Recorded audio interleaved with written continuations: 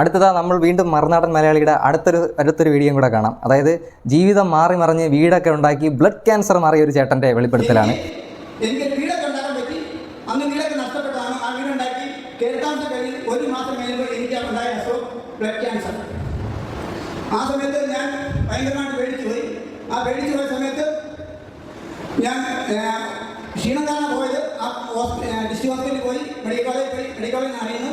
അങ്ങനെ അവിടെ നിന്ന് അറിഞ്ഞ് ഞാൻ കൊടുക്കാനാണ് ഒത്തിരി പേരെ എനിക്ക് മാറ്റാൻ സാധിക്കുന്നത്. ഏകദേശം 25 ഡോക്ടേഴ്സിനെ എനിക്ക് മാറ്റാൻ സാധിച്ചിട്ടുണ്ട്.